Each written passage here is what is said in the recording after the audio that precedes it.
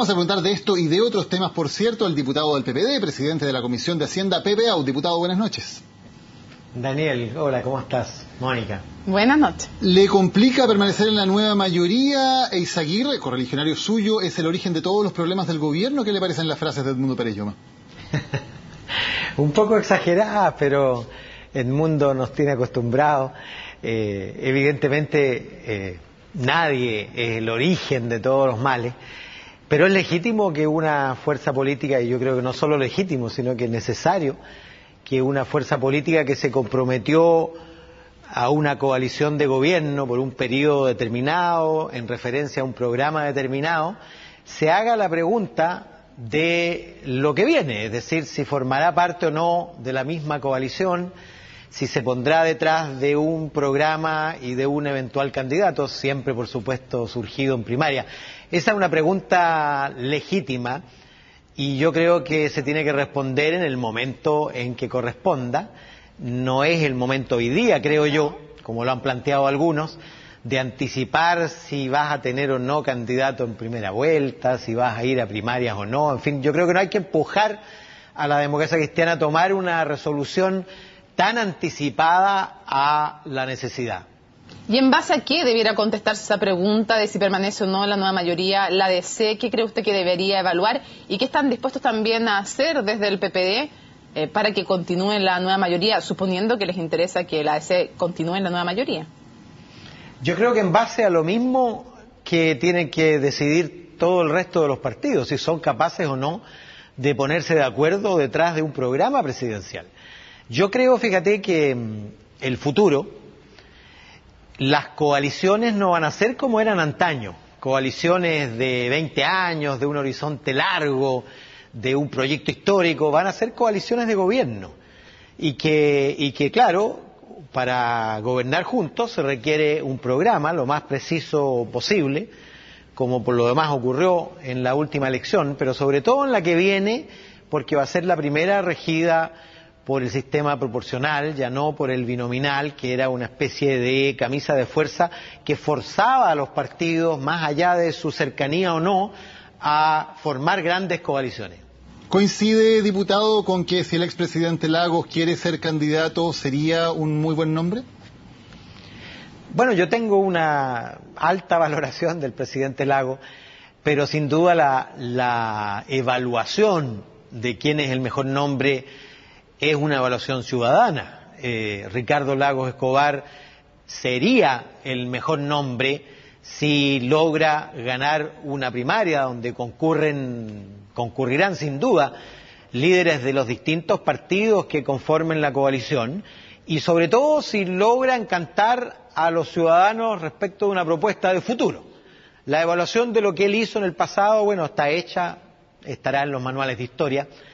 Su punto es convencer naturalmente sobre un camino de futuro, pero yo concuerdo con Edmundo, al menos yo no tengo ningún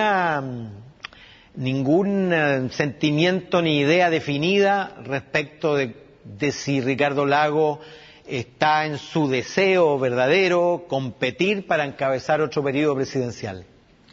Diputado, vamos a otros temas. Presidente de la Comisión de Hacienda, por lo mismo, hay una diferencia, como es tradicional, entre lo que pide el sector público, 5% de reajuste y 4,1% ofrece el gobierno. Normalmente esto se resuelve con un aumento moderado, tacaño, dicen otros, normalmente en el Parlamento. ¿Cuánto va a ser la cifra, diputado? Porque ya sabemos que va a llegar más o menos la mitad, pero bueno, ¿cuánto va a ser la cifra para que sea aceptable para el sector público? Sería fácil establecer un punto medio. Yo te quiero contar que en la reunión que tuvimos al almuerzo, los jefes de bancada y los miembros de las comisiones de Hacienda, la nueva mayoría, con el ministro, hicimos varios avances. Primero avanzó 1 milímetro, subiendo de 4 a 4,1% el reajuste general, pero lo que es más importante, estableció, y lo va a hacer en una indicación mañana, y que vamos a votar en Hacienda, elevando al 9% el reajuste para los pisos salariales, es decir, los más bajos salarios de la administración pública partirían de un 7% más arriba, de manera que las distancias se acortarían. Y lo que es más importante, el ministro se comprometió a establecer una fórmula que permita congelar el reajuste, es decir, no aumentar ni un solo peso a todos los altos salarios de la administración pública, ya no solo los diputados y ministros y demás, que sumaban 250 como viene en la ley, sino a todos aquellos salarios sobre 6 millones de pesos, que son bastantes más, y eso incluirá a muchos asesores y otros funcionarios, de manera de acortar la distancia que es alta entre los salarios más bajos y los salarios más altos. Y por último también se comprometió a presentar una indicación para que ese reajuste del piso salarial beneficie a un segmento que es muy numeroso y que normalmente no es beneficiado por el reajuste, que es el de los asistentes de la educación, porque ellos tienen contrato por Código del Trabajo. Sin embargo, se va a proponer una fórmula que les permita beneficiarse también de ese reajuste del 9%. Diputado, la discusión del presupuesto sigue con toda esta discusión acerca de los fondos para hospitales. Senadores regionalistas han logrado aprobar una indicación que reduce a la mitad los fondos para la construcción de las nuevas líneas del metro. ¿Hay posibilidad de que efectivamente haya recortes en los presupuestos del metro y eso significaría paralizar las obras que están en curso? Efectivamente, si se hubiera aprobado lo que 10 senadores lograron aprobar en el Senado, que es reducir a la mitad los recursos para el metro, una obra que ya está en curso, que lleva porcentajes altos de avance, que ha comprometido a 2 gobiernos, a 3 gobiernos en realidad, el primero de Bachelet, el segundo de Sebastián Piñera y el tercero de Michelle Bachelet, que corresponde a una tarea de Estado que beneficia a 2,6 millones de chilenos, que incluye a 6 comunas, 41 kilómetros de mayor cobertura del metro, etcétera. Ellos redujeron a la mitad lo que habría significado en la práctica paralizar la obra y impedir que el Estado cumpla compromisos que ya ha contraído con las empresas que están construyendo, con los trabajadores de esas obras y con los millones de personas que están esperando mejorar la calidad de su transporte a través del metro.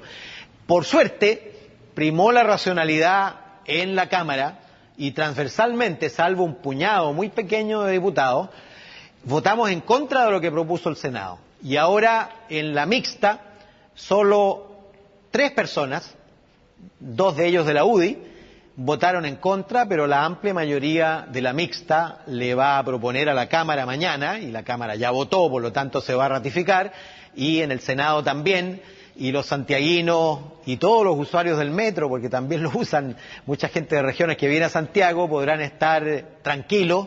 El metro se va a inaugurar de acuerdo al cronograma preestablecido, al menos de la línea 3 y la línea 6, y por lo menos los representantes de la región metropolitana esperamos que continúe la expansión de la cobertura del metro, que es la mejor solución al transporte metropolitano. Podríamos hablar alto de equidad también con las regiones, pero diputados, se nos acabó el tiempo y quiero llevarlo a otro tema del cual también hablaba Edmundo Pérez Lloma y que tiene que ver con el cambio de equipo para la causa ante la Haya por la demanda boliviana. Ha dicho que el canciller Heraldo Muñoz fue extraordinariamente exitista respecto a lo que se podía conseguir en la excepción preliminar y que se crearon muchas expectativas.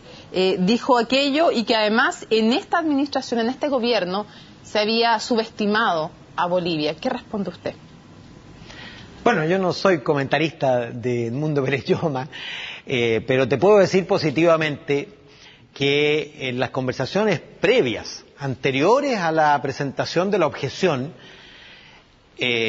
para serte franco, la posición y la sugerencia de Heraldo era ir directamente al fondo sin presentar la objeción, porque presentar ante un jurado la posibilidad de que él se autoanule la posibilidad de entrar a juzgar es siempre muy riesgoso. Y podía ocurrir lo que ocurrió, que una respuesta formal se convirtiera comunicacionalmente en una respuesta positiva a la demanda boliviana, cuando en verdad nada se resolvió en el fallo respecto de la objeción preliminar, solo desde el punto de vista chileno, que de alguna manera se encajonó lo que está en cuestión, que ya no es la revisión del tratado, ni es la obligación de ceder territorio, ¿Diputado? sino más bien la obligación de sentarse a negociar, cosa que hemos hecho por lo demás durante décadas. Diputado, muy importante lo que usted está diciendo, o sea que el canciller era de la opinión de ir directamente al fondo, ¿y quién entonces, la presidenta, es la que, contra la opinión de su canciller, toma la decisión de ir por la excepción preliminar? En esto siempre es la presidenta la que toma la decisión, pero obviamente ella calibró las opiniones del conjunto de los partidos políticos, del conjunto de los especialistas. Lo que yo puedo decir